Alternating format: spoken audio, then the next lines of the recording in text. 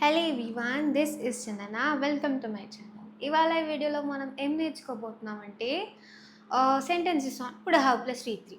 అసలు ఈ would have plus V3 ఏంటి అంటే చూద్దాం. చూడండి, మీరు ఎప్పుడు చెప్తారు కదా, మోడల్ ఆక్సిలరీస్ పక్కన ఎప్పుడు V1 రావాలి ఇలా అంటారు కదా.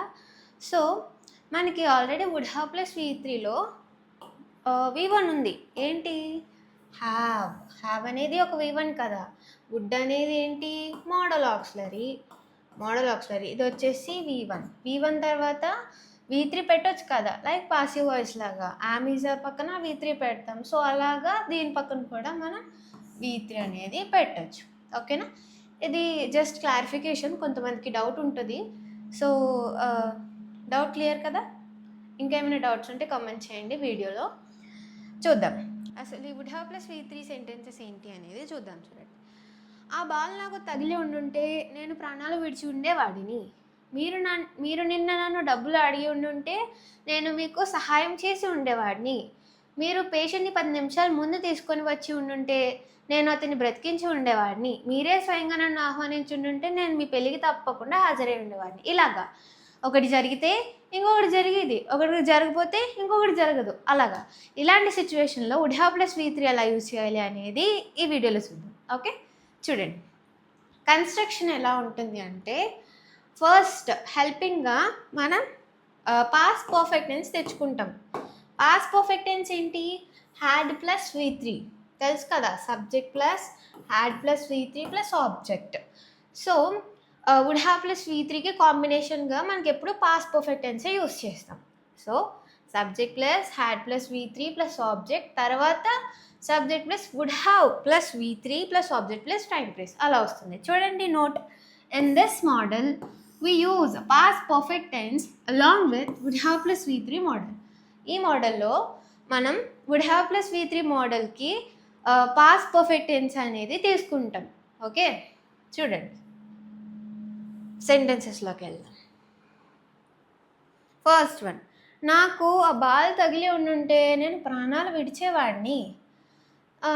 If that ball had hit me. చూడండి, మనం ఇఫ్ కూడా తీసుకుంటాం. తగిలి ఉండుంటే ఇలా అయితే, ఇలా అన్నప్పుడు మనం ఇఫ్తో చెప్తాం కదా. So if that ball if that ball had hit me, ఇది మనకి హెల్పింగ్ వర్బ్ అండ్ ఇది మెయిన్ వర్బ్ V3. హిట్కి 3 ఫార్మ్స్ హిట్టే కదా, హిట్,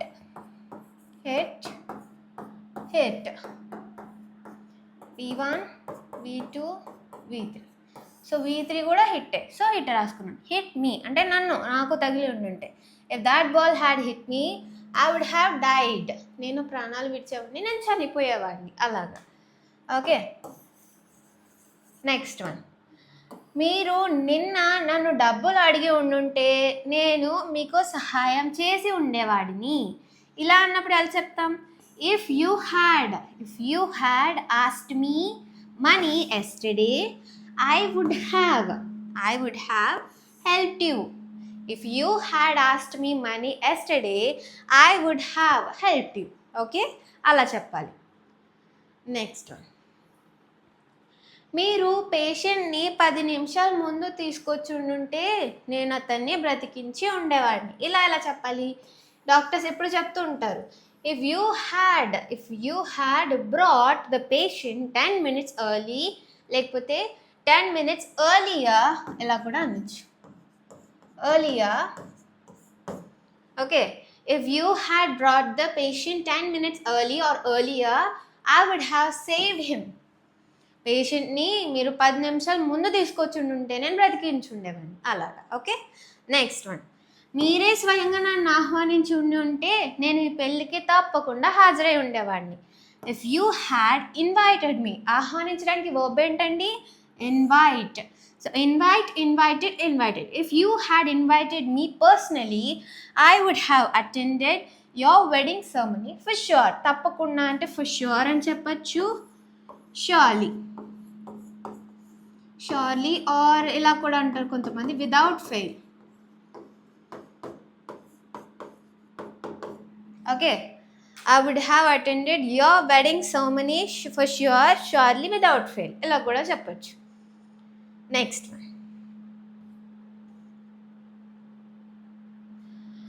ఫిఫ్త్ వన్, నువ్వు ఆ ఇంటర్వ్యూకి హాజరై ఉంటే నీకు జాబ్ వచ్చి ఉండేది. If you had attended that interview, you would have got that job, you would have secured that job, అలా కూడా అనొచ్చు. ఓకే, నెక్స్ట్ వన్, మీరు అప్పుడు నా మాట విని ఉంటే మీరు ఇప్పుడు ఈ సమస్యను ఎదుర్కొని ఉండేవారు కాదు.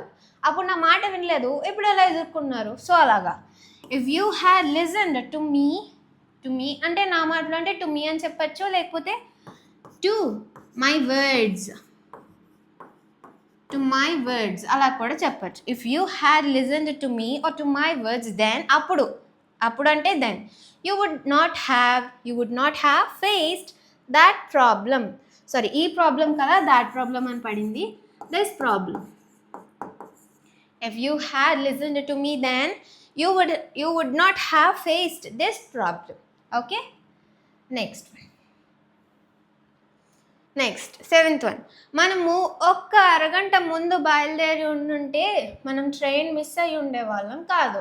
If we had started half an hour early, ఇక్కడ కూడా అంతే, ఎర్లీ రాయొచ్చు, earlier. If we had started half an hour earlier, we would not have missed the train. Next one, నువ్వు అప్పుడు నా మాట విని ఉంటే మీరు ఇప్పుడు చాలా హ్యాపీగా ఉండేవాళ్ళు. ఇందాకటి సెంటెన్స్ వేరండి, అది ఈ సమస్య ఎదుర్కొనే వాళ్ళు కాదు, అలా వచ్చింది. ఇక్కడ మీరు ఇప్పుడు చాలా హ్యాపీగా ఉండేవారు, ఇది difference. Okay, if you had listened to me లేకపోతే listened to my words, then you would have been so happy నా. ఇక్కడ ఏంటి బీన్ ఎందుకు వచ్చింది అంటే V3 రాసుకోవాలి కదా, V3 రాసుకోవాలి. హ్యాపీగా ఉండేవారు, ఉండడానికి వర్బ్ ఏంటి?